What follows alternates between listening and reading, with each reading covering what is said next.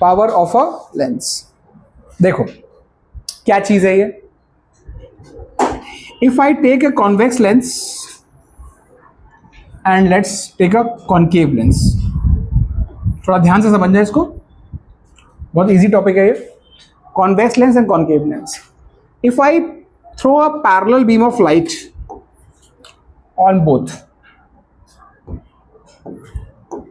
Right, क्या किया हमने, we have thrown a parallel beam of light on a convex lens and on a concave lens.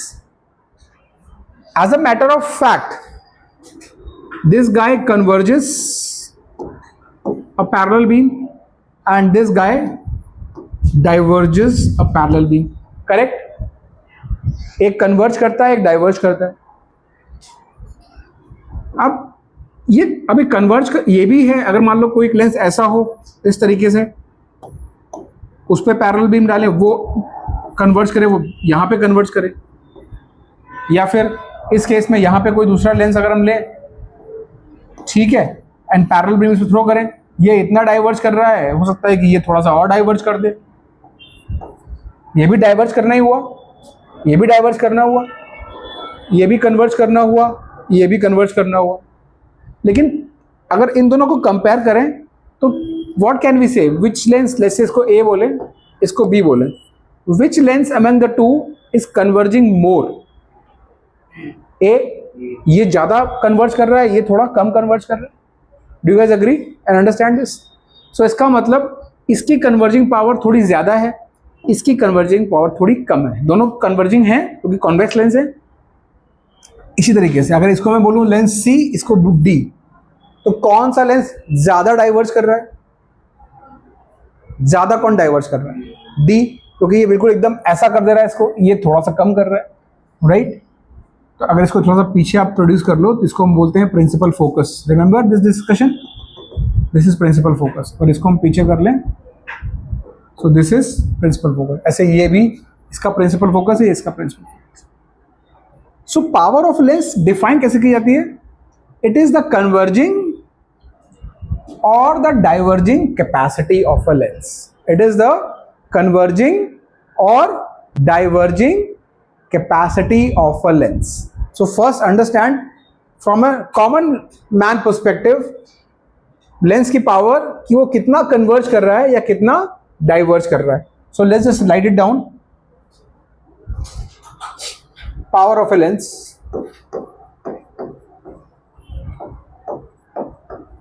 Power of a lens. It is the converging for convex or diverging capacity of diverging में, sorry bracket में डाल लो, concave capacity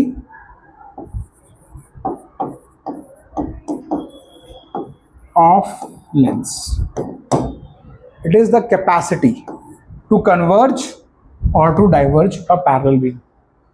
ठीक, लेकिन यार ये समझ तो गए कि कौन ज्यादा कौन कम कर रहा है। सबसे बोल दिए कि भाई इसकी पावर थोड़ी ज्यादा है एज कंपेयर टू दिस, इसकी पावर थोड़ी ज्यादा है एज कंपेयर टू दिस, ये हमको समझ में आ रहा है। लेकिन खाली ज्यादा कम से नहीं काम चलता फिजिकल क्वांटिटीज। फिजिकल क्वांटिटीज में we have to quantify, quantify मतलब एग्जैक्ट पिन पॉइंटेड वैल्यू, ज्यादा कम हमेशा नहीं चलता है। तो अब वैल्यू चाहिए, क्वांटिफाई कैसे करते हैं, क्वांटिफाई कैसे करेंगे पावर को, जरा पहले समझो।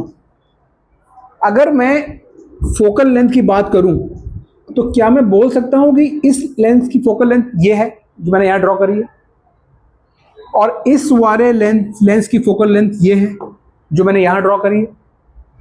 किसकी फोकल लेंथ आपको ज्यादा दिख रही है, बी की। और अभी आपने थोड़ी देर पहले बोला कि कन्वर्जिंग पावर इसकी ज्यादा है, सही बोला था आपने। इसका मतलब जिसकी फोकल लेंथ कम है उसकी पावर ज्यादा है, उसकी पावर ज्यादा है। That means it's a reverse relation, it's a reverse relation. Focal length ज्यादा तो पावर कम, फोकल लेंथ कम तो पावर ज़्यादा। तो इसीलिए इसका फॉर्मूला भी हमने ऐसे ही डिफाइन किया, सॉरी, इसका फॉर्मूला भी हमने ऐसे ही डिफाइन किया है। पावर को डिफाइन करने के लिए बहुत सिंपल, कि रिवर्स है तो ठीक है, फोकल लेंथ के रेसिप्रोकल को पावर बोल देते हैं। जब फोकल लेंथ कम होगी तो पावर ज्यादा हो जाएगी, फोकल लेंथ ज्यादा होगी तो पावर कम हो जाएगी। Understood guys? तो इसी तरीके से डिफाइन किया गया है इसको, लेकिन हम यहाँ फोकल लेंथ मेजर करते हैं मीटर्स में, ठीक है। तो ये जो ब्रैकेट में मैंने m लिखा है, इसका मतलब है it has to be kept in metres. जब आप इसको मीटर्स में रखेंगे तब जो इसकी यूनिट आएगी वो आएगी डायोप्टर। पावर की SI unit is dioptre, capital D से इसको लिखा जाता है। P is equal to 1/F, मतलब सीधा रेसिप्रोकल कर दो और आपको आंसर मिल जाएगा। लेकिन अब इसमें एक थोड़ा सा इशू है। इशू ये है, मोर ऑफन देन नॉट, ज्यादातर केसेस में हमको फोकल लेंथ दी होती है सेंटीमीटर्स में। अब दी है हमको सेंटीमीटर्स में, फॉर्मूले में हमको डालना है हमेशा मीटर्स में, थोड़ा सा ट्रबल है, हमेशा कन्वर्ट करना पड़ेगा। So let's have a formula which has this conversion already accounted for. तो अगर आप देखो मेरे को फोकल लेंथ सेंटीमीटर में दी हो और मुझे ये फॉर्मूला यूज करना हो तो मैं पावर कैसे लिखूंगा? P is equal to 1/F। अब F मुझे दी हुई है किसमें? सेंटीमीटर्स में। इस बंदे को मुझे मीटर में कन्वर्ट करना तो मुझे 100 से डिवाइड करना पड़ेगा। अब ये 100 से डिवाइड होने के बाद क्या होगा? सीधा ऊपर चला जाएगा। तो पावर का एक और फॉर्मूला आ जाएगा 100/F, but this time F is in centimeters, diopter. So this is rather more utilized formula, क्योंकि यहाँ पे हमको फोकल लेंथ डायरेक्टली सेंटीमीटर में डालना है। 100/F सेंटीमीटर, आंसर आ गया डायोप्टर में सीधा। सो अगर आपको फोकल लेंथ मीटर में दिख रही हो तो 1/F इन मीटर्स, यहाँ पे 1/F करोगे, और अगर फोकल लेंथ सेंटीमीटर्स में है तो 100/F। आंसर दोनों में डायोप्टर में ही आएगा, राइट? तो ये नोट करके हम क्वेश्चन करते हैं एक। मान लो अपने को दिया हुआ है power of a lens is equal to -2 dioptre, -2 dioptre, और बोलता है फाइंड फोकल लेंथ। ठीक है, आपको मालूम है कि पावर का फॉर्मूला 100/F इन सेंटीमीटर है। क्या दिया हुआ है अपने को? पावर दिया हुआ है, तो डाल दिया -2 डाल दिया। 100/F इन सेंटीमीटर, सीधा formula guys, P equal to 1/F, 100/F in centimetres. तो इसको इधर लेके आए तो F इन सेंटीमीटर्स आ जाएगा 100/-2, so this will be -50, answer will be in centimetres, क्योंकि आपने 100 वाला फॉर्मूला यूज किया है। अच्छा, फोकल लेंथ अगर माइनस में आई है तो इसका मतलब इट इज अ कॉन्वेक्स और कॉनकेव। अगर फोकल लेंथ नेगेटिव है तो लेंस कैसा होना चाहिए फिर? कॉन्वेक्स या concave? Concave. This is a concave lens. ठीक है, तो यहां से अब एक चीज मैं आपको और बता दूं,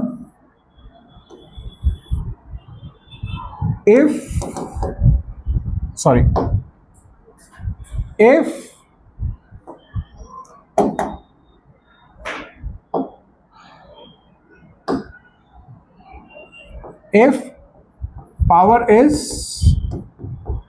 positive, किसी लेंस की अगर पावर पॉजिटिव है, that means it will be a converging या फिर कॉन्वेक्स लेंस, कन्वर्जिंग और कॉन्वेक्स लेंस। और पावर इज निगेटिव, तो इसका मतलब ये है कि हम बात कर रहे हैं डाइवर्जिंग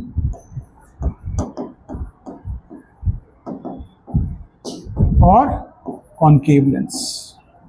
ये बात भी आप दिमाग में एकदम बैठा दो, क्योंकि बहुत स्ट्रेट फॉरवर्ड क्वेश्चन इस पे आते हैं।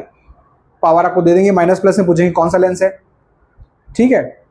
और एक चीज़ याद रखनी है, अगर उन्होंने बोला कि नेचर ऑफ लेंस बताओ, देखो लेंस में दो चीज़ें आ सकती हैं, तो नेचर पूछ सकते हैं, नेचर ऑफ लेंस, या फिर टाइप ऑफ लेंस। अब ये कई बार ऐसा होता है, स्टूडेंट्स या कुछ कुछ टीचर्स भी इन दोनों में इंटरचेंज कर देते हैं, समझते हैं सेम ही क्वेश्चन है ये सेम क्वेश्चन नहीं है गाइस। जब आपसे वो नेचर ऑफ लेंस पूछ रहा है क्वेश्चन में, नेचर ऑफ लेंस बताओ, तो आपको बोलना है कन्वर्जिंग और डाइवर्जिंग। नेचर ऑफ लेंस मतलब वो पूछ रहा है या तो बताओ कि कन्वर्जिंग है या डाइवर्जिंग, ये आपका आंसर होगा, इधर कन्वर्जिंग डाइवर्जिंग। आपसे टाइप ऑफ लेंस पूछ रहा है तो आप बताओगे कॉन्वेक्स या फिर कॉन्केव, कॉन्वेक्स या फिर कॉन्केव, ठीक। ये हमको मालूम है कि अगर कन्वर्जिंग बोल दिया इसका मतलब वो कॉन्वेक्स है, लेकिन टू बी प्रिसाइज आंसर क्या करना है हमको, आंसर क्या करना है। अगर नेचर की बात हो रही है तो आप कन्वर्जिंग लिखोगे, कॉन्वेक्स नहीं। चाहिए तो आपको ब्रैकेट में convex, to be on the safer side convex भी लिख दो, क्या फर्क पड़ता है, लेकिन converging is the main thing, क्योंकि वो बात कर रहा है नेचर ऑफ लेंस की। जब वो टाइप की बात कर रहा है तब आपसे वो कन्वर्जिंग एक्सपेक्ट नहीं कर रहा है, कॉन्वेक्स एक्सपेक्ट। आप ब्रैकेट में कन्वर्जिंग लिख सकते हो। आपको ये बात समझ में आ रही सबको जो मैं बताना चाह रहा हूँ? आंसर में क्या इंपॉर्टेंट है वो चीज़ कहते हैं दोनों सेम ही मतलब है, लेकिन क्या पूछा गया उस पर अपने को पिन पॉइंट करके आंसर करना है, ठीक। ये पावर के इतने ही सिंपल सिंपल न्यूमेरिकल्स होते हैं। अभी इसके जो टाइम बचा है, ये टाइम हम स्पेंड कर रहे हैं अब कुछ क्वेश्चंस करने के लिए। अब ये क्वेश्चंस हैं जो ये वर्कशीट मैं भी यहाँ पे करा रहा हूँ। ये वर्कशीट आपको मेरे साथ यहाँ पे करनी है, आपको हेल्प करूँगा। पूरा का पूरा जो रिफ्रैक्शन हमने टॉपिक पढ़ा है उसका पूरा एक क्रक्स है, उसका पूरा एक कहते हैं ना कि समरी उसमें आ जाएगी, सारे कॉन्सेप्ट्स को हम हिट करेंगे। 10 से 12 प्रॉब्लम्स हैं, लेकिन अगर आप इस समय क्लास में ध्यान नहीं दोगे तो रिफ्रैक्शन आपके हाथ से निकल जाएगा। बहुत कॉन्सेप्चुअल टॉपिक है, तो ये जो अगले 30 मिनट है ये बहुत ज़्यादा आपको ध्यान से सुनना है। हर एक क्वेश्चन को जहाँ मैं बोलूँगा करना है वहाँ करना है, जहाँ मैं बोलूँगा मैं बता रहा हूँ समझो तो समझना है। अंडरस्टूड? ये अपने को थोड़ा सा फोकस रह के ये वर्कशीट साथ में करनी है।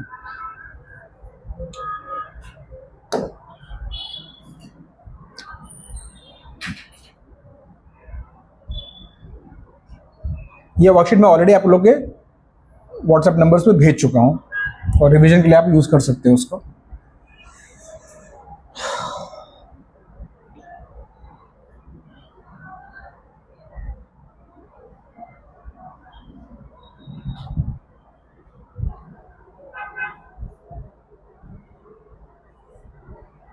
हाँ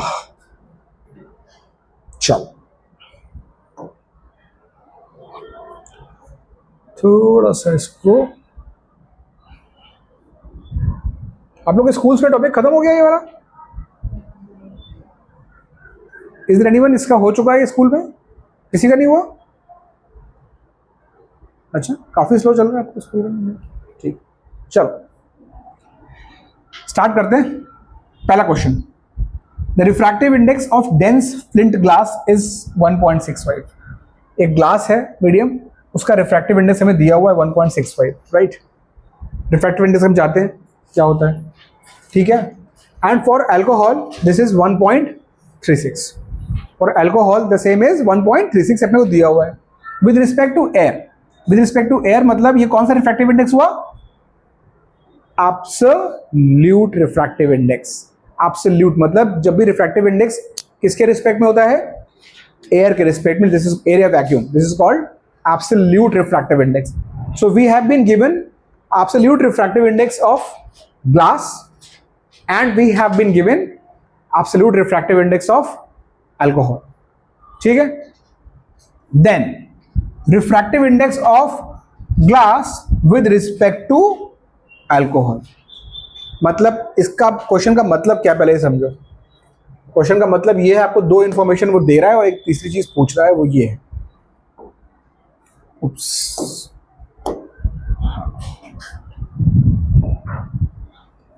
पहली चीज आपको बोला है कि रिफ्रैक्टिव इंडेक्स ऑफ ग्लास ये 1.6 whatever दिया हुआ, right. Refractive index of alcohol ये कुछ 1 पॉइंट देख लेते हैं एक बार फिर से, sorry I forgot the values. 1.65, 1.36, 1.36। इन दोनों स्टेटमेंट का मतलब क्या है कि अगर एयर से लाइट आ रही है और ग्लास में जा रही है तो इस मीडियम का रिफ्रैक्टिव इंडेक्स ये दिया।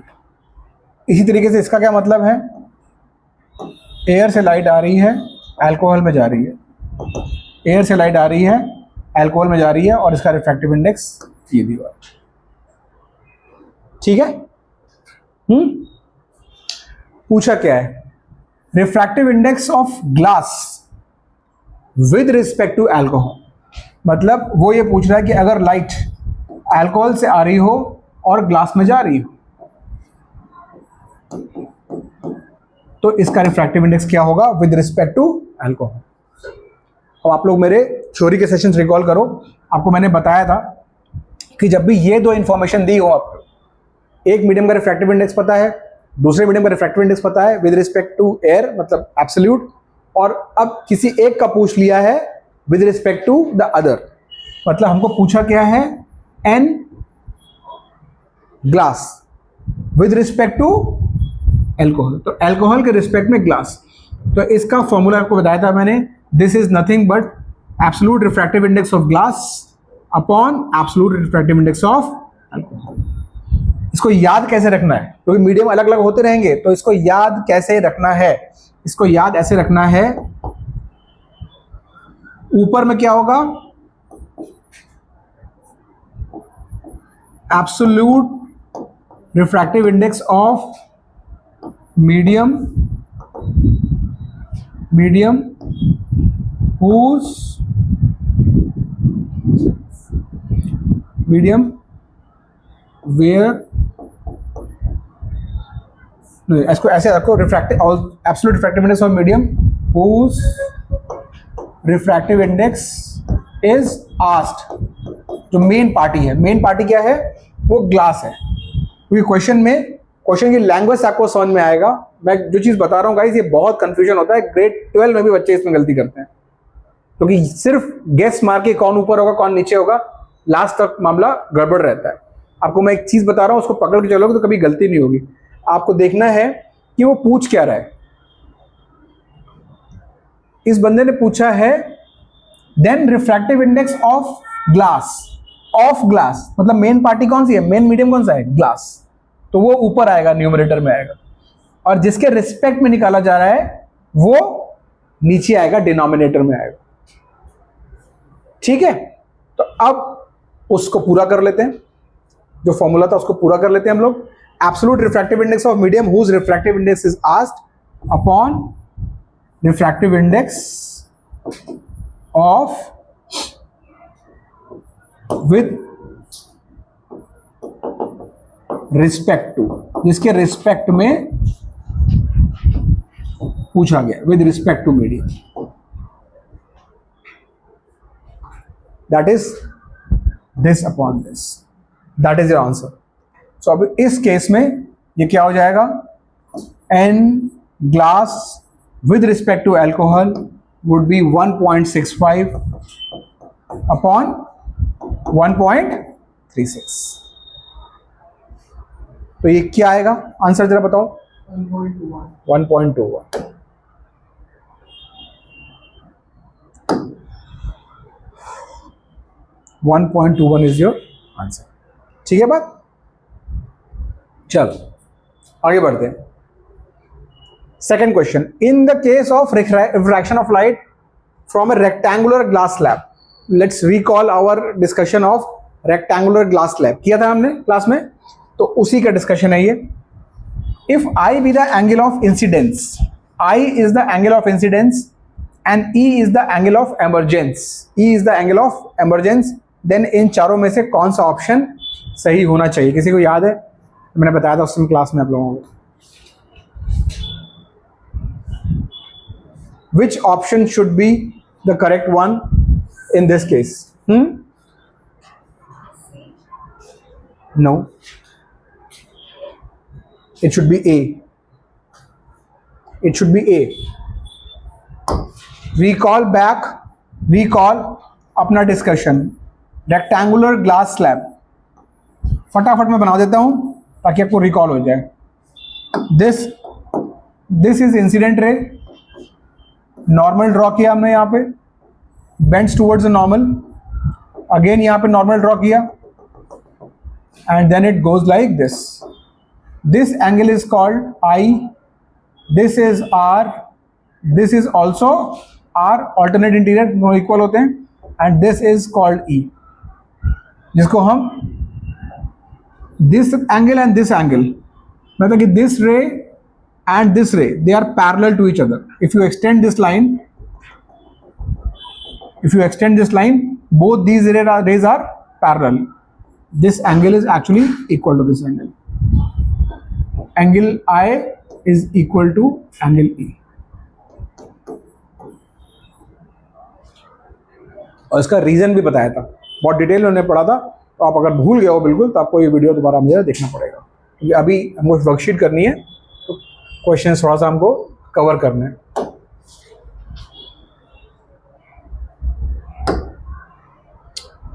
चलो, next question. Light travels from air into glass. Refractive index is this. Refractive index दिया हुआ है ग्लास का, which is 1.5. The time taken by a light to travel through a piece of glass of thickness 50 centimetre is. वो बोल रहा है कि light अगर ट्रैवल करे 50 सेंटीमीटर ग्लास की स्लैब से, तो क्रॉस करने में उसे कितना टाइम लगेगा. गाइस, कभी भी हमको टाइम निकालना है. कोई ऑब्जेक्ट जो मूव कर रहा है, उसको दो पॉइंट्स के बीच में क्रॉस करने में कितना टाइम लगेगा, उसका सिंपल फॉर्मूला होता है time is equal to distance upon speed. Distance upon speed.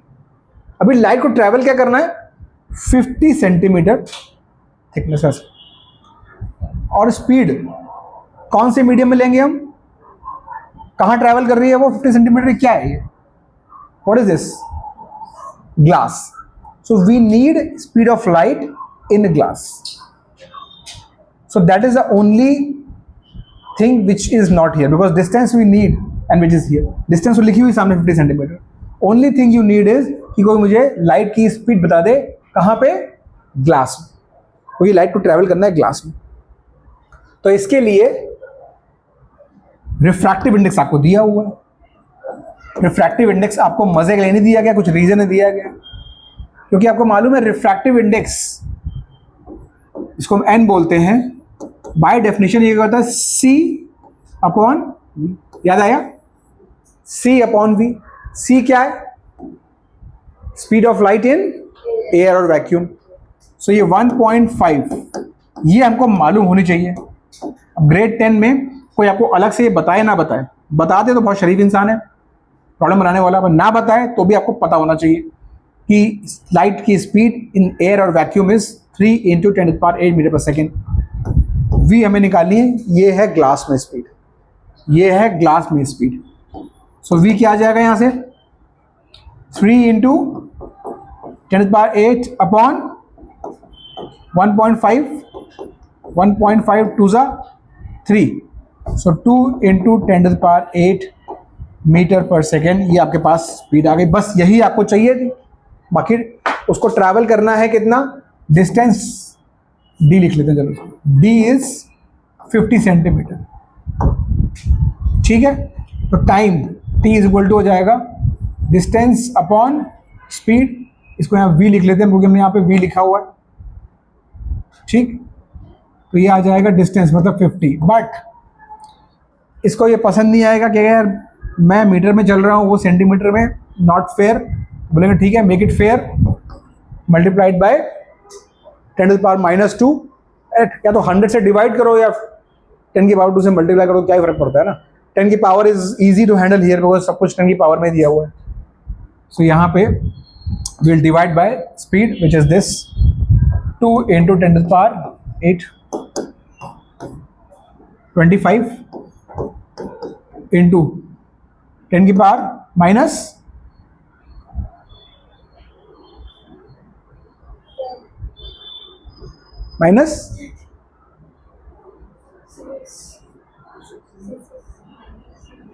-6 -10। कभी कभी लगता है मुझे कि आप लोग या तो डरे हुए रहते हो, नर्वस होते हो, वरना ऐसी गलती कैसे होती है। ये 10 की पावर -8 ऊपर जाएगा, 10 की पावर -2 और -8 -10।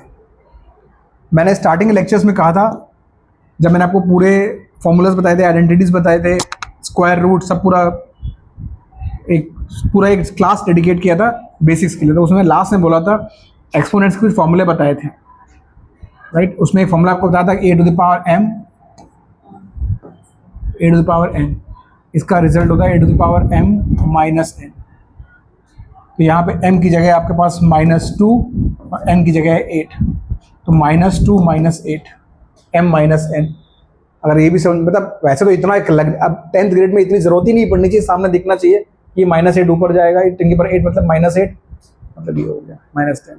बट अगर तब भी आपको बेबी स्टेप्स लेने हैं, अगर नहीं समझ में आ रहा तो नहीं कॉन्फिडेंट हो तो प्रॉपरली करके देखो, लिख के देखो, फॉर्मूला जो आपने पढ़ रखा है, लेकिन गलतियां नहीं होनी चाहिए।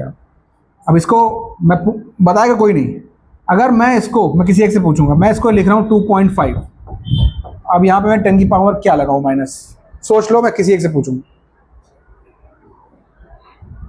मैंने 25 को 2.5 कर दिया, अब मैं इसको -11 करूं या -9 करूं, ये मेरा इंटेंशन है। मैं किसी एक से पूछूंगा, अगर कॉन्फिडेंट नहीं हो तो कॉपी में लिख के देख लो, क्योंकि पता है कॉपी जब चेक करता हूं तो यही गलतियां मुझे मिलती हैं। हम बात तो करते हैं ग्रेड 10 के कॉन्सेप्ट्स की, और हमारा प्रॉब्लम एरिया कुछ और पहले के पुराने पाप होते हैं जो हम धोते नहीं कभी। क्योंकि जब 8th 7th में पढ़ाई थी चीजें, तब तो खाली 80 में 70 मार्क्स आ गए और खुश हो गए, आ गई मैथ्स। वो 10 मार्क्स क्यों चले गए वो कोई नहीं सोचता, या कुछ हम बच्चे सोचते हैं। हाँ, तो सोच लिया होगा आप लोगों ने। सर्च क्या होना चाहिए इसका? -11। चलो -11, मैं नहीं बोल रहा हूँ सही है गलत है। आराध्य क्या होना चाहिए इसका? 9 प्लस का कि माइनस का?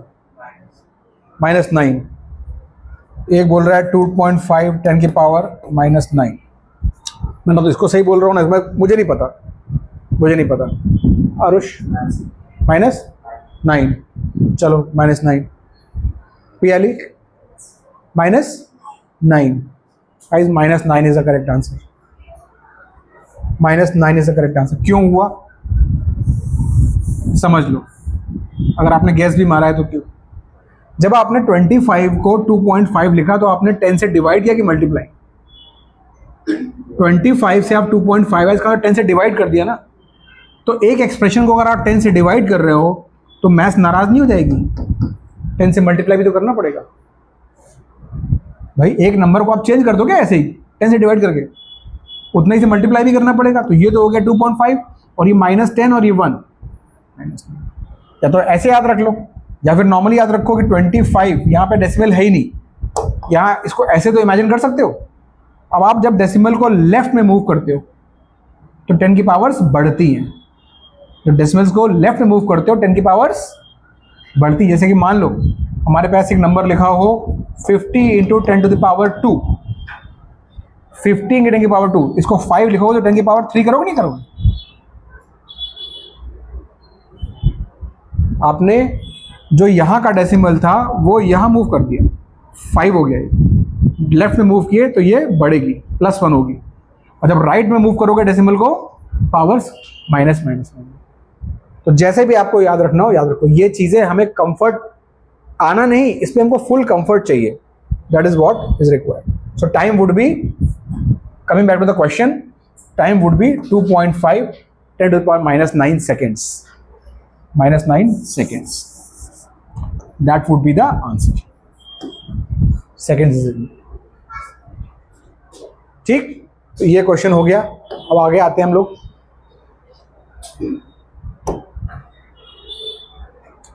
चलो, अब ये क्वेश्चन जो है सिर्फ हमको कैलकुलेट नहीं करना है, सिर्फ अच्छा क्वेश्चन है। We have to just recall the image properties of convex lens to form an image twice the size of object. क्या मांग रहा है हमसे कि यार हमको एक इमेज बनानी है जो should be twice the size of object. Virtual हो रियल हो उसने कुछ नहीं बोला है, बस हमको बड़ी चाहिए twice. Using a convex lens of focal length 20 centimetre, 20 centimetre का फोकल लेंथ है उसका, 20 centimetre. The object distance must be. ये 4 ऑप्शन आपको दिए गए। अगर आपको ऑप्शन ज़्यादा सही लग रहे हैं कि मतलब ये भी सही है वो भी सही है, then choose the option which is more correct, which is more appropriate. ये सामने क्वेश्चन है, तो रिकॉल करना है कि वो कौन से केसेस हैं जिसमें कॉन्वेक्स लेंस बिगर इमेज बनाता है, बिगर देन द ऑब्जेक्ट, क्योंकि ट्वाइस मतलब बिगर। तो कौन से वो केसेस होते हैं? कॉन्वेक्स लेंस के केस में कौन से वो 2 केस होते हैं जब object image size is bigger? किसी को नहीं याद है, राइट? आप लोग की हालत उस बैच से बहुत ज़्यादा ख़राब है, सही बता रहा हूँ। दूसरा बैच है वो, उन्होंने ऑलमोस्ट 3-4 बच्चों ने स्ट्रेट आंसर दिया था इसका।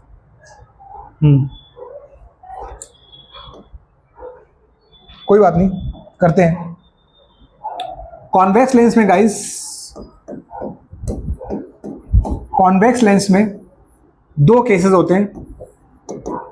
जब ऑब्जेक्ट O एंड F के बीच में हो, मतलब ऑप्टिकल सेंटर और F के बीच में हो, तब हमारे पास एक वर्चुअल प्लस बिगर इमेज बनती है। और दूसरा केस होता है जब F एंड 2F का केस होता है, यहाँ पे रियल प्लस बिगर बनती है। ये दोनों ही केस में ट्वाइस द साइज के इमेज बनने के चांसेस रहते हैं, क्योंकि बिगर ऑब्जेक्ट बन रहा है। लेकिन एक में वर्चुअल होती है, एक में रियल होती है। लेकिन प्रॉब्लम मेकर ने कुछ कंडीशन डाली नहीं, उसको सिर्फ बिगर चाहिए, तो दोनों केस एप्लीकेबल हों।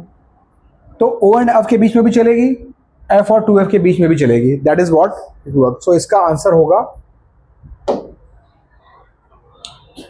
जिस ऑप्शन में दोनों मेंशन किए गए। O एंड F मतलब less than 20 centimetre, this sign is less than 20 centimetre, so this is good because it is less than 20 और फोकल लेंथ 20 है। इसका मतलब it is between optical centre and principal focus, and between 20 and 40 मतलब F and 2F, that is the case. So C would be the correct answer. जब आपको मैंने homework दिया रे डायग्राम बनाने के लिए उस दिन क्लास में आप लोगों को, अब मुझे नहीं पता कितने लोगों ने उस दिन रे डायग्राम सही से बनाए, राइट? बट उसमें मैंने ये भी लिखा था कि आप लोग उसको जो प्रॉपर्टीज़ है इमेज की वो लिखो। और मुझे ऐसा लग रहा है कि आप लोगों ने या तो वो किया नहीं, या आप लोगों ने पूरी फोकस होकर नहीं किया, कुछ तो किया, क्योंकि ये चीज़ अभी तो करी और आप लोग भूल गए हो। ऐसा इतनी जल्दी भूलने की ज़रूरत नहीं मतलब नहीं होना चाहिए, क्योंकि हमने अभी 1 या 3 या 4 दिन पहले ही ये सब किए हुए। तो इस तरह के क्वेश्चन आपको एग्जाम में आएंगे।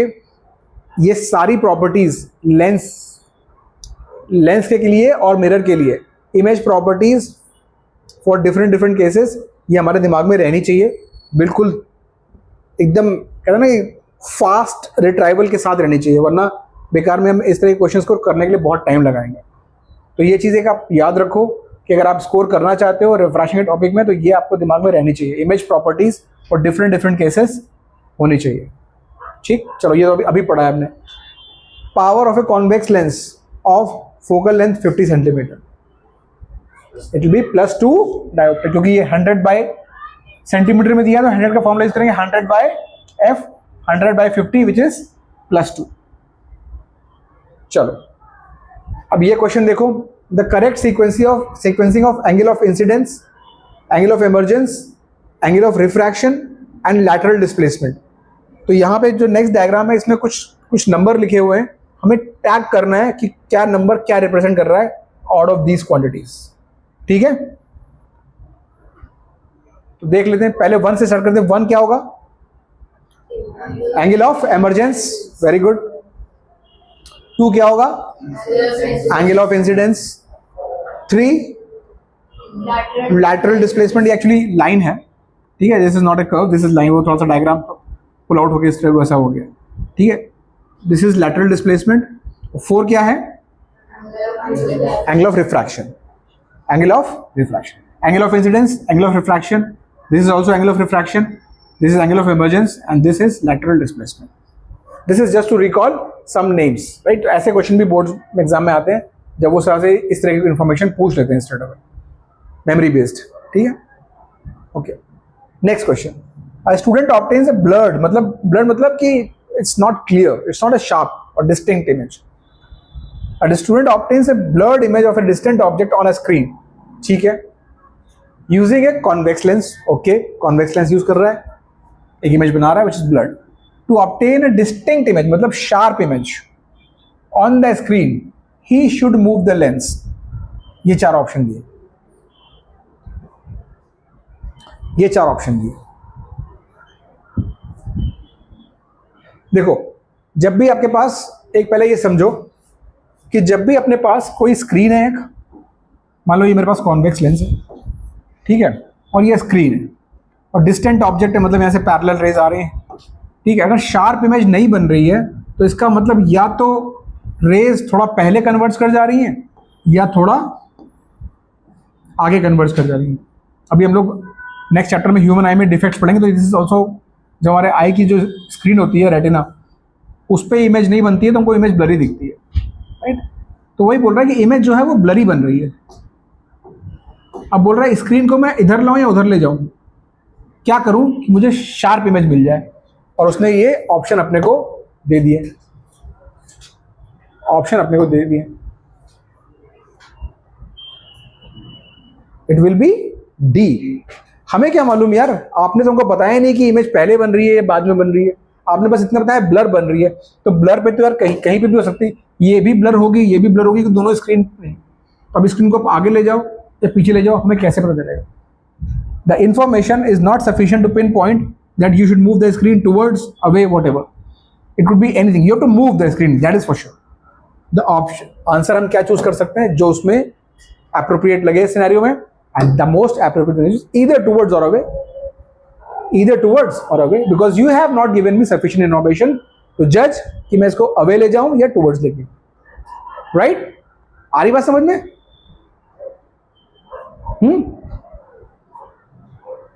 आ रही बात समझ में, है ना?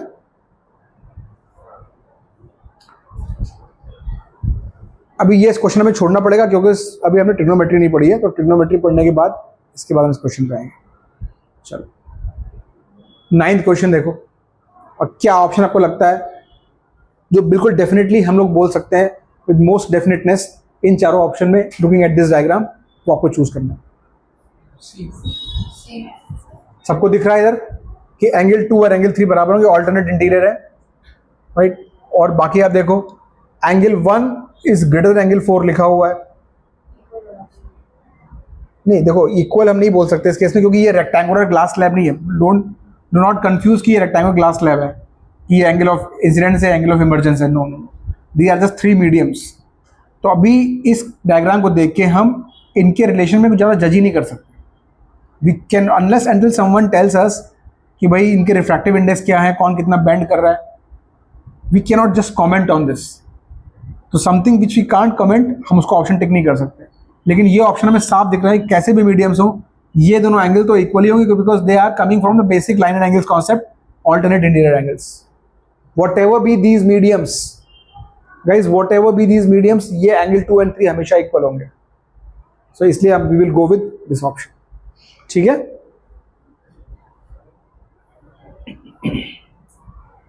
ये क्वेश्चन मैं एक्सपेक्ट करूंगी कि आप लोग इसको सॉल्व करो अपने आप।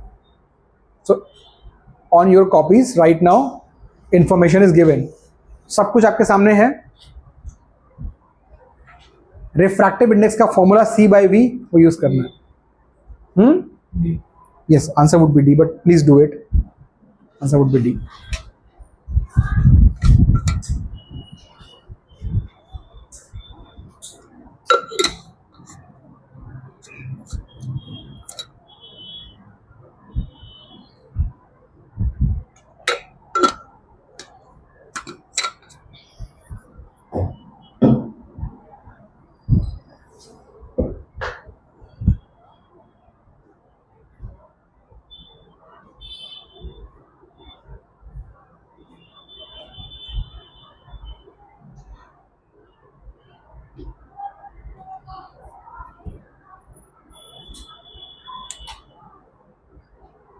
We have to apply the same formula 2 times, one for medium A or for medium B.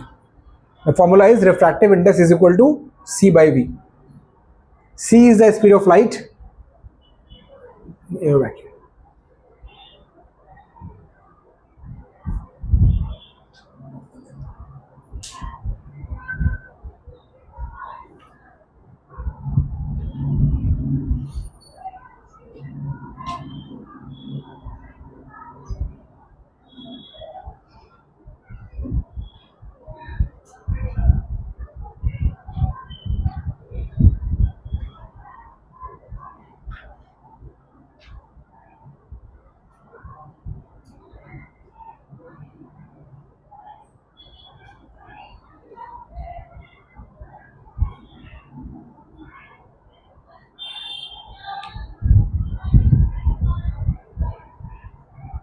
ज़्यादा कैलकुलेशन में नहीं, इसमें एक काम कर सकते हो, 1.33 को you can take 4/3. Okay, if you want to avoid some of the decimal calculation you can just take 1.33 as 4/3. 4/3 is equivalent to 1.33. थोड़ा इजी हो जाएगा कैलकुलेशन.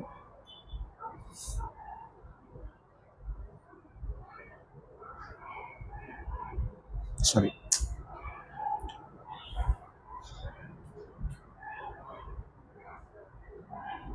हो गया ऐसी.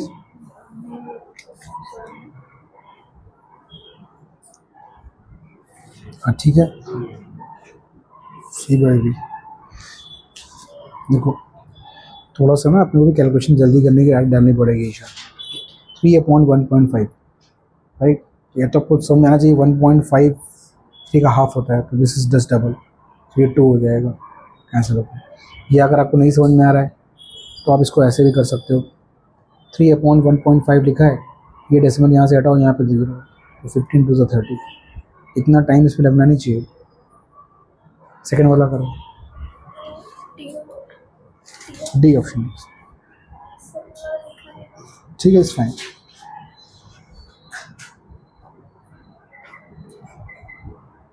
आपने डियर ये रिवर्स किया है एक्चुअली. आपको this is just reciprocal of what should be the answer, है ना. Can I C?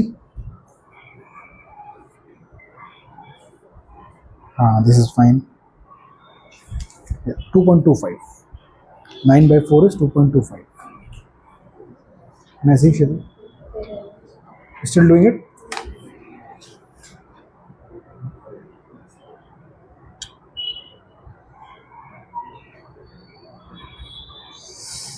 डियर आप गलत इन्फॉर्मेशन लिख रहे हो.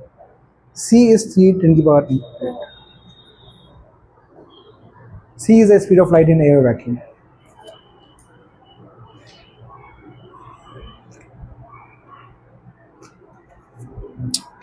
इतना तकलीफ नहीं करनी है अपने को.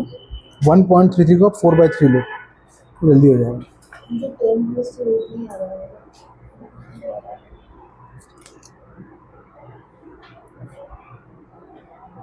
क्यों नहीं आ रहा? क्या किया तुमने?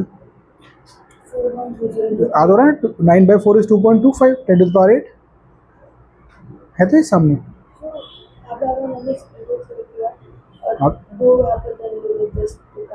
क्यों किया इतना तकलीफ?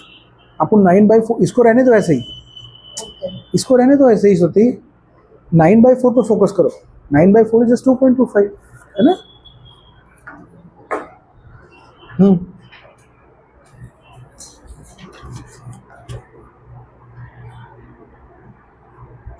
तो 9/4 is 2.25.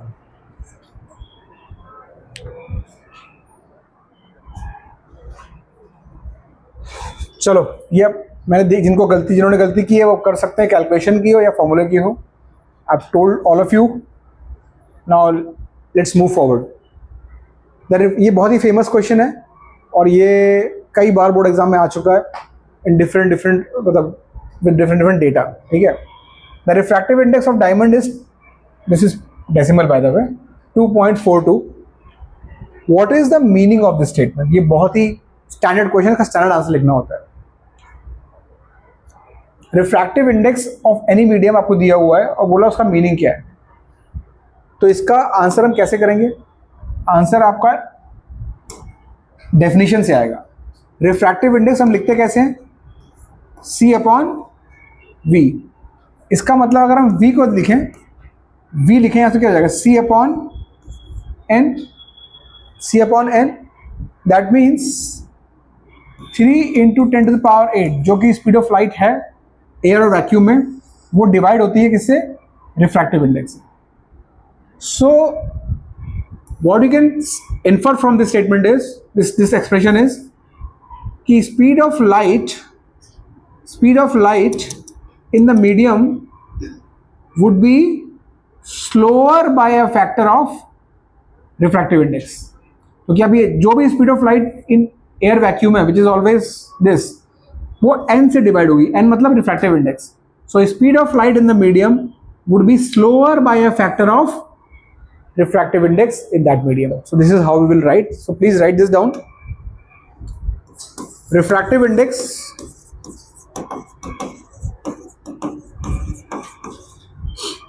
of diamond. अब यहाँ पे diamond की बात करें तो मैं diamond लिख रहा हूँ, अगर glass होगा तो glass से जाएगा, ठीक है। Refractive index of diamond is 2.42. This means speed of light in diamond is lower by a factor of, you are dividing by n, by a factor of 2.42 as compared to that in air or refractive index of diamond is 2.42. This means speed of light in diamond is lower by a factor of 2.42 as compared to that in air or vacuum. Standard answer लिखना होता है अपने को, और कुछ नहीं। Let's come back.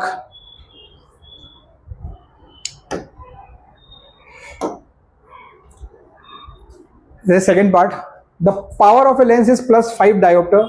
What is the nature and focal length? देखो nature मतलब कन्वर्जिंग या डाइवर्जिंग, पावर इज प्लस और माइनस, प्लस में पावर है, इसका मतलब कॉन्वेक्स लेंस है, that means converging. So answer would be nature of lens would be converging. And focal length कैसे निकालेंगे, 100 अपॉन दिस नंबर, तो 100 अपॉन 5 दैट मीन्स 20 सेंटीमीटर। जब भी 100 वाला फॉर्मूला यूज करते हैं तो आंसर सेंटीमीटर में आता है। अभी बताया मैंने आपको फॉर्मूला 100/5 20 सेंटीमीटर, ठीक है। At what distance from this lens जिसकी फोकल लेंथ 20 सेंटीमीटर है, should an object be placed so as to get its inverted image of same size? Again देखो वही क्वेश्चन आ गया, इमेज प्रॉपर्टीज पता होनी चाहिए। कॉन्वेक्स लेंस के सामने हम कहाँ पे ऑब्जेक्ट को प्लेस करें so that we get a inverted image of same size? Anyone remembers what is that location? It is 2F.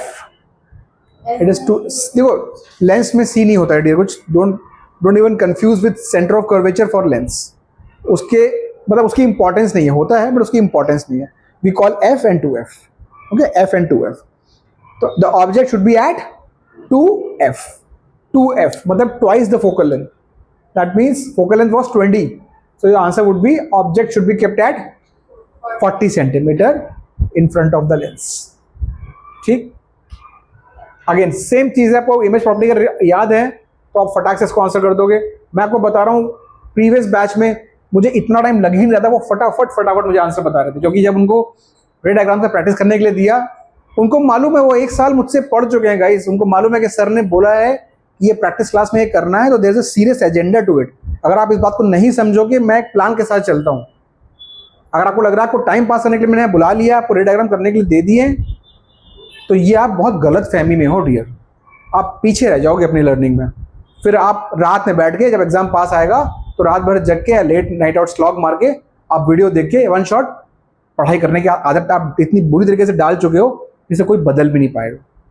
और यह आपको 10th तक बराबर लेके जाएगी आगे। और 11th में अगर आपने ये आदत रखी हुई है तो मैं आपको सजेस्ट करता हूँ, इधर यू लीव साइंस और you take to leave this habit. ये वन शॉट्स का जो आप लोगों ने आदत डाला हुआ है ना, ये बहुत ज़्यादा डेंजरस है फॉर 11th एंड 12th। जब क्लास में चीज़ चल रही है उस समय उसको पढ़ने की कोशिश करो, जब दिया जा रहेगा। आप लोगों की बहुत I am feeling little upset कि आप में से किसी को भी ये प्रॉपर्टीज बिल्कुल भी याद नहीं हुई हैं। सीरियसली अपसेट विद दिस, जबकि मैंने अभी कुछ दिन पहले आप लोगों को ये बनाने के लिए दिया था। अभी ही has joined fairly new but he still trying to answer few question जो उसने पढ़ी भी नहीं theory, but still trying to answer. आप लोग जो पूरा थ्योरी सेशन ले चुके हो उसके बाद आप लोग ऐसी बातें कर रहे हो, I don't know. Now water has refractive index 1.33, water का रिफ्रैक्टिव इंडेक्स दिया है 1.33, अल्कोहल का रिफ्रैक्टिव इंडेक्स 1.36 दिया हुआ। These two data points has been given to us. Which of the two mediums is optically denser? क्या लगता है कौन सी मीडियम ऑप्टिकली डेंसर है?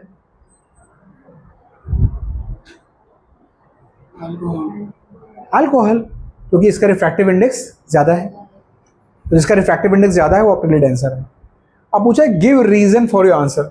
Now when I am giving reason for this answer as a student, अगर मैं if I state the obvious, the reason for this is because refractive index is higher for alcohol, do you think it will fetch you marks? जो यहाँ पे data दिख रहा है वही obvious fact जो है रीस्टेट कर रहे हो, उससे आपको मार्क्स नहीं मिलेंगे। पूछने वाला कुछ और आपसे निकलवाना चाह रहा है। क्वेश्चन साइंस का जब आता है so you have to first process कि what is that thing the question maker is asking.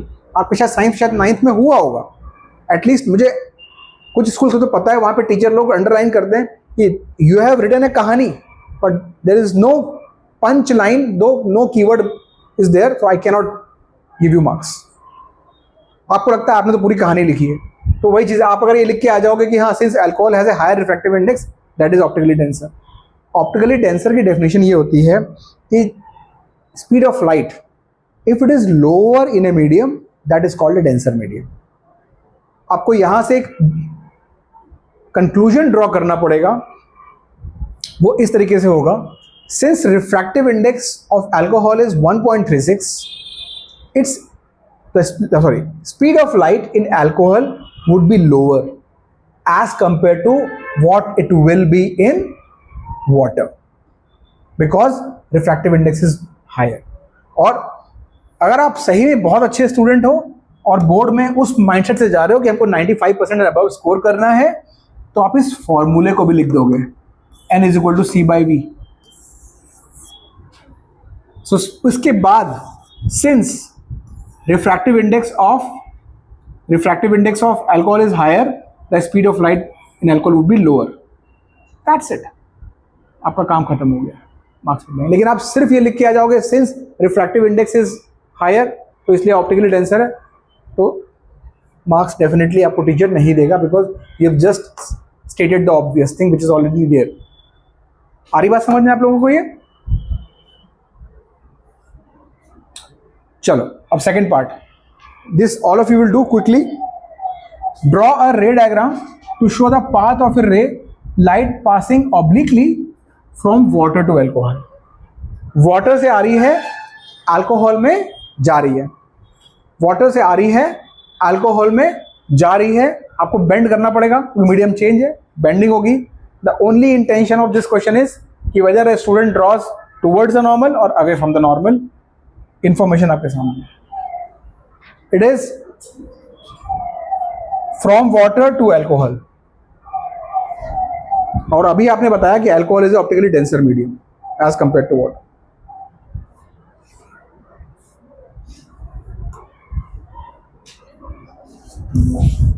Towards the normal, very good. Water and this is alcohol। ये है, यहाँ पे नॉर्मल ड्रॉ करना पड़ेगा आपको, ठीक है। और यू विल मेक अ रे which is bending towards the normal. And इस तरह के केसेस में आपको इतना ध्यान रखना है कि इनको टैग कर देना, इंसिडेंट रे, इसको बोल देना रिफ्रैक्टेड रे, और एंगल आई एंड आर को टैग कर देना। इतना आपको रे डायग्राम में करना पड़ेगा। यहाँ लिखना पड़ेगा कौन सा मीडियम है, ये इंसिडेंट रे है, रिफ्रैक्टेड रे है, ये आई है, ये आर है, and you are set to get full 1 mark अगर 1 मार्क का क्वेश्चन है। It is bending towards the normal because we are towards the normal, towards the normal. थोड़ा voice low, towards the normal। ठीक, अब last question, इसी question का last part. State the relationship between angle of incidence, which is I, and angle of refraction in the above case. So that, yes, very good, very good. सीधा answer होगा angle of incidence would be greater than angle of refraction, या फिर language में लिख दो angle of incidence is, क्यों? क्योंकि आपकी बेंडिंग टूवर्ड्स द नॉर्मल हुई है। जब भी बेंडिंग टूवर्ड्स द नॉर्मल होगी तो ये एंगल बड़ा होगा, ये एंगल छोटा होगा, सामने विजुअली दिख रहा है आपको। This angle will bigger, this angle will be smaller. Angle of incidence is greater than angle of refraction. ये रिलेशन लिखना।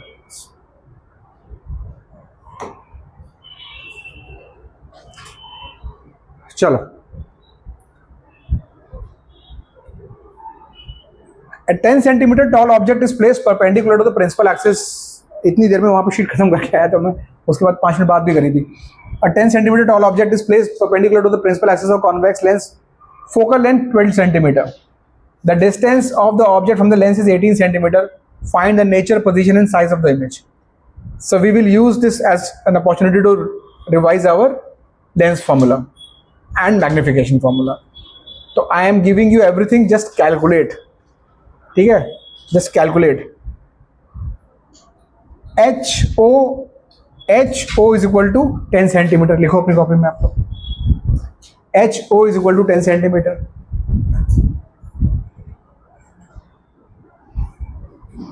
फोकल लेंथ, कॉन्वेक्स लेंस है, तो F is equal to +12, F is equal to +12।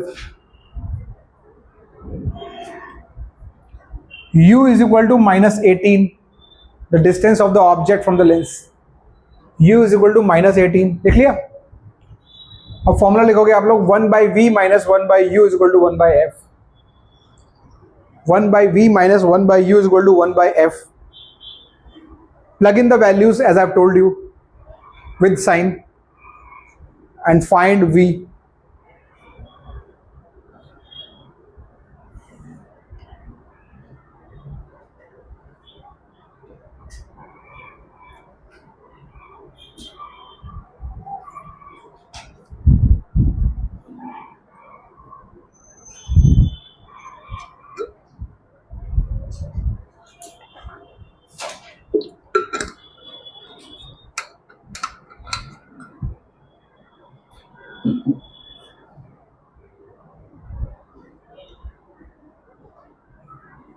$36 आ रहा है plus का, right? सो ये answer should be v + 36 आना चाहिए। So that is the position, मतलब position of the image would be 36 centimetre on the other side of lens. Plus आया है ना आपका आंसर। देखो लेंस कुछ इस तरीके से रखा होता है, ठीक है?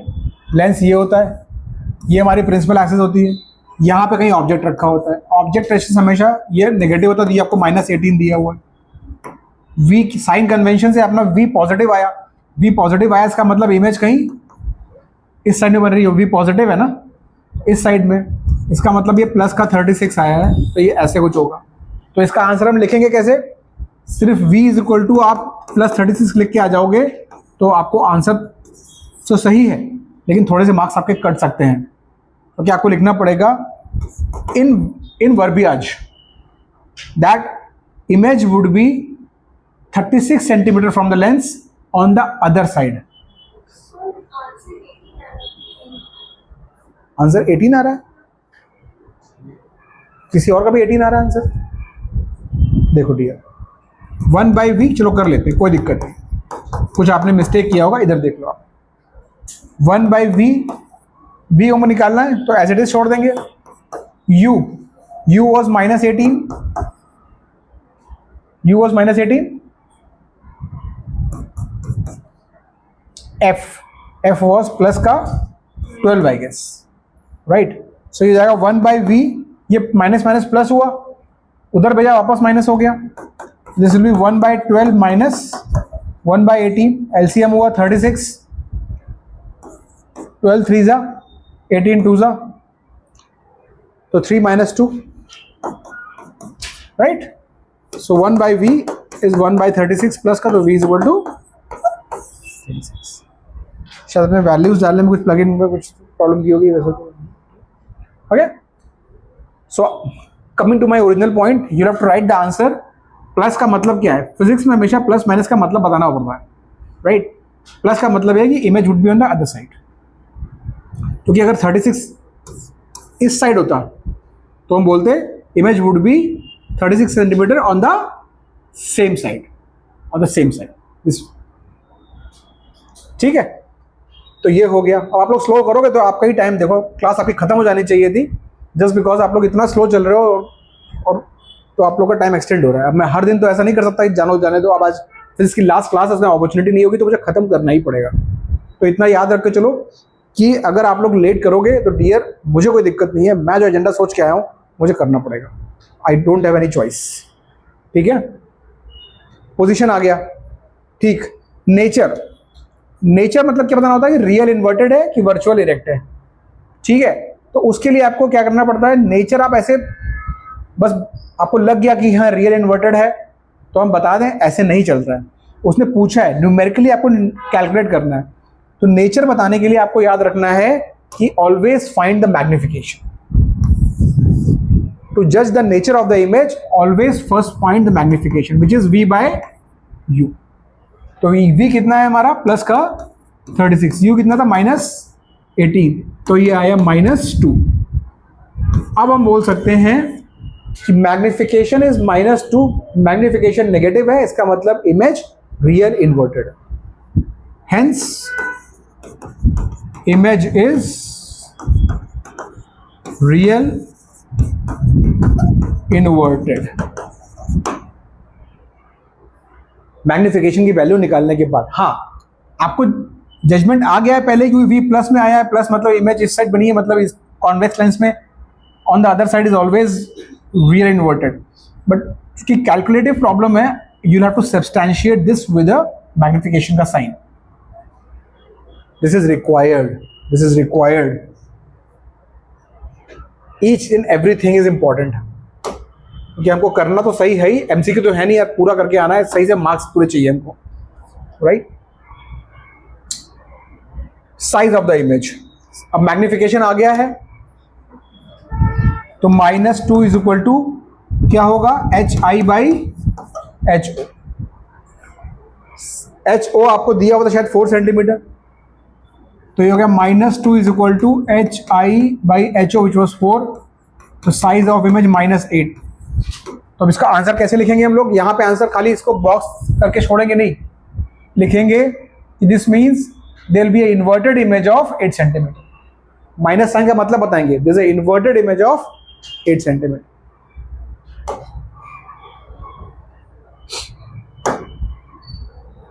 चलो अब ये लास्ट प्रॉब्लम है, ये क्वेश्चन जो है बोर्ड एग्जाम से उठाया गया है, इस तरह की प्रॉब्लम, ये तो एग्जैक्ट बोर्ड में आई है, बट इस तरह की और भी प्रॉब्लम्स, ऋषि की जगह कोई और नाम आ गया, ठीक है, लेकिन क्वेश्चन ये कई बार आ चुका है बोर्ड में, तो करते हैं इसको, देखो ठीक है। Rishi went to a palmist, palmist मतलब जो आपके हाथ की लकीरें देख के आपका फ्यूचर बताते हैं, है ना, कि बोर्ड में कितने परसेंटेज लाओगे, उस तरीके का, वो तो पामिस्ट होते हैं। तो बेसिकली उनको आपका जो आई मतलब हाथ का जो ये लाइंस होते हैं उनको थोड़ा सा मैग्नीफाई करना होता है ताकि वो अच्छे से देख पाए कि भाई कौन सी लाइन किधर कट कर रही है, क्या है, कौन सी लाइफ लाइन है, कौन सी लक लाइन है, तो प्रॉपर एकदम उसको देखना होता है। तो मैग्नीफाई करना is the objective. So they use some lens, ठीक है। The palmist use a special lens for this purpose. State the nature of the lens and reason for its use. तो गाइस इसको मैग्नीफाई करना है, आपके पास option है lens के दो ही, कॉन्वेक्स या कॉनकेव। अगर आपको मैग्नीफाई करना है तो कौन सा लेंस यूज कर सकते हो? कॉन्वेक्स। तो basically answer would be the nature of lens would be converging, bracket में convex, because the palmist would want to magnify the hand, magnify the palm, ठीक। that is first. Where should the palmist place hold the lens so as to have a real magnified image of the object? Between f and 2f, again straight from the image properties C, ये calculate करना है। If the focal length of this lens is 10 centimeter, this lens मतलब ये convex lens है, f would be plus 10 and the lens is held, hold थोड़ा सा grammatical mistake हो गई है, a lens is held at a distance of 5 centimeter. This is u, this is u, which is minus 5. u is always minus, u is always minus. हम बोलते हैं ना कि हम लोग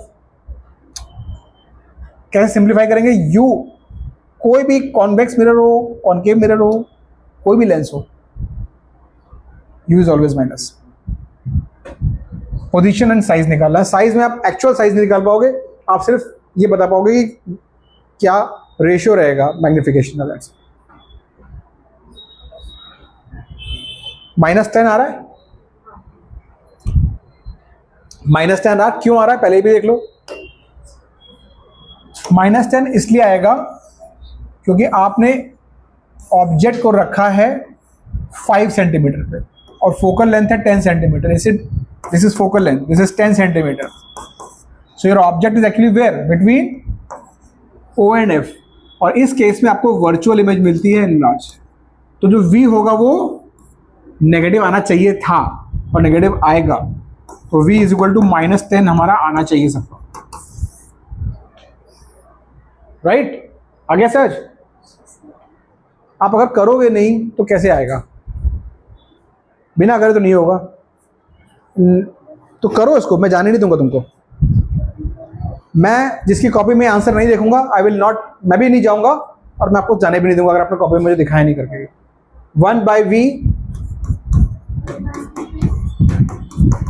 1/f, plug in the value of u and f, मैंने भी just बताया आपको। u इज इक्वल टू -5 था, f is equal to plus का 10। Just plug in the values and figure out. आ गया? मैं देख रहा हूँ, उसके बाद सॉरी जिसका देखूंगा मैं उसको जाने दूंगा फिर। परफेक्ट, हो गया तुम्हारा?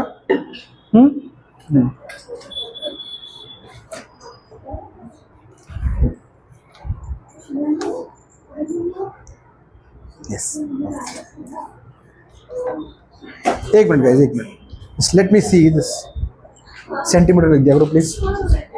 हाँ वो थोड़ा इनकम्प्लीट है तो मैं यहाँ पे ही पीछे कर रहा हूँ। हाँ ठीक है, जस्ट फाइन, दैट्स ओके। कहाँ कर रहे हो उससे ज़्यादा इंपॉर्टेंट नहीं, कर रहे हो इम्पॉर्टेंट है। ठीक है, सेंटीमीटर लिख दिया करो प्लीज।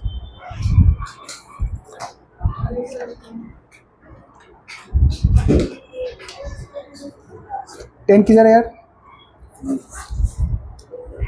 ये दूसरा क्वेश्चन 36 वाला है। अभी ये वाला कहाँ गया आपने? पिछले वाले।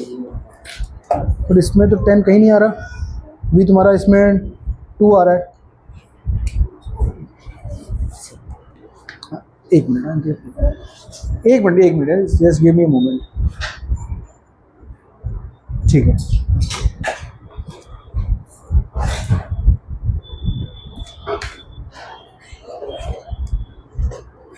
क्या है? 10 - 5/50। 5 और 10 का एलसीएम 5 भी हो सकता है, 10 भी हो सकता है यार। और आपने गलती की है, ये आपका +10 आ रहा था, आपने इसको माइनस कर दिया। कैसे? नहीं, वो मैंने उल्टा लिखा तो Sometimes मेरे जैसे सॉरी कॉल लेना ना बाहर इसका हाँ हाँ, you can leave, you can leave.